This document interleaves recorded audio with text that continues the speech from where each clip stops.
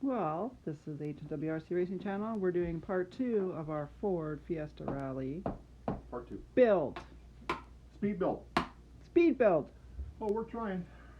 Um, it's a lot of work. So, uh, the chassis is the same as a 4 Slash, but there are some differences with the Rally versus the Slash.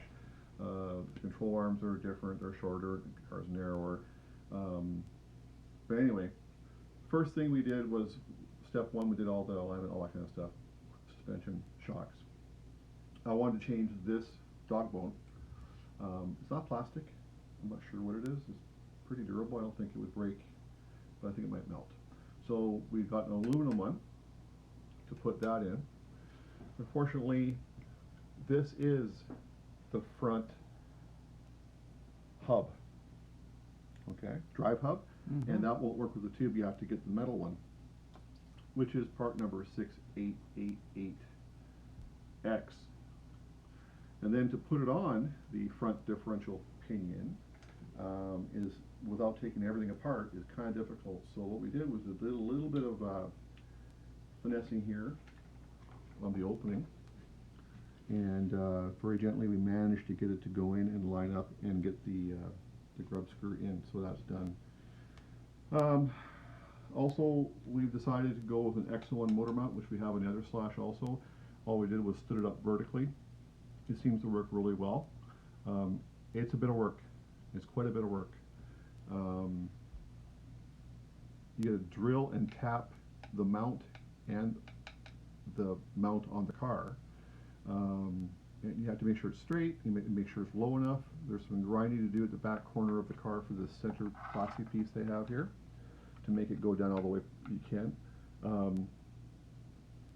I like it. We found it on the other Slash that because it's got an Allen key which sets the pinion mesh, the gear mesh, it's really good. Even if you enter the bolts and take it out, the mesh is almost perfect again. So it's kind of cool. It allows for us to have different things, bigger battery, whatever you want to call it. So, but it's a lot of work. Have a lot of patience if you're going to do that, because you have to grind out a lot of the aluminum in order for the gear to come through. I made my own pinion. I did it before.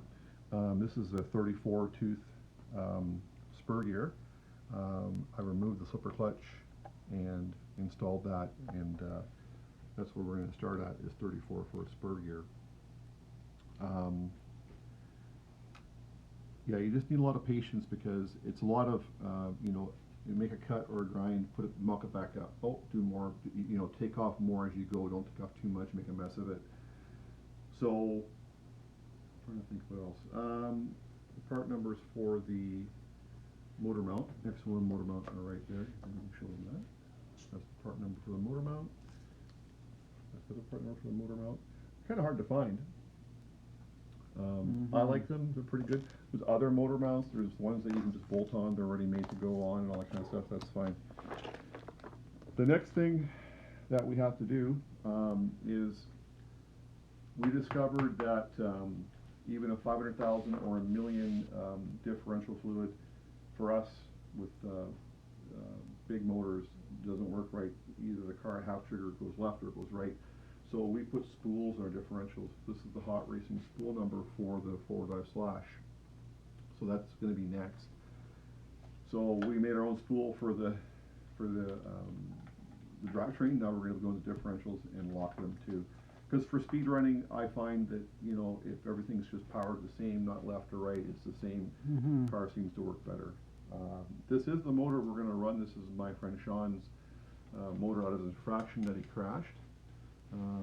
So we should be able to have some pretty good power. I think it's 2050 kV. If you haven't seen the infraction crash, go look on our site.